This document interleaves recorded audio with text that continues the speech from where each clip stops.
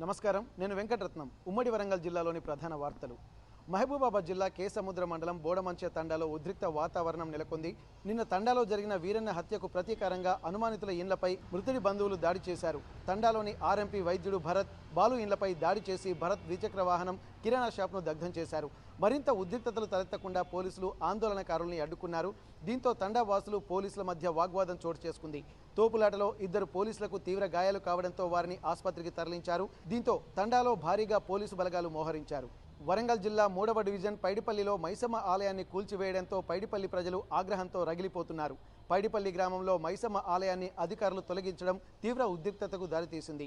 BJP జిల్లా అధ్యక్షుడు గంట రవికుమార్ దీనిపై ఆగ్రహం వ్యక్తం చేస్తూ ఆందోళనలు చేపట్టారు. ఆలయ నిర్మాణదాత బొల్లం రవి ఆత్మహత్యాయత్నం చేశారు. అత్యుత్సాహం ప్రదర్శించిన జీడబ్ల్యూఎంసీ సిబ్బంది ఆలయాన్ని పునర్నిర్మించకపోతే ఆందోళన మరింత ఉధృతం చేస్తామని హెచ్చరించారు.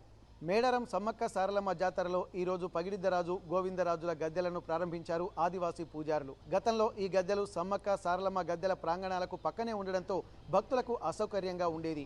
దీంతో ఒకేసారి ఎక్కువ మంది భక్తులు దర్శించుకునేలా భక్తుల సౌకర్యార్థం ఒకే వరుసలో 4 గద్దెలను వచ్చేలా ఏర్పాటు చేశారు. దీంతో గద్దెల ప్రాంగణాలు సువిశాలంగా కనిపిస్తున్నాయి. ఒకేసారి 10,000 మంది భక్తులు దర్శించుకునేలా ప్రస్తుత ఏర్పాట్లున్నాయని మేడారం ప్రధాన పూజారి సిద్ధబోయిన అరుణ్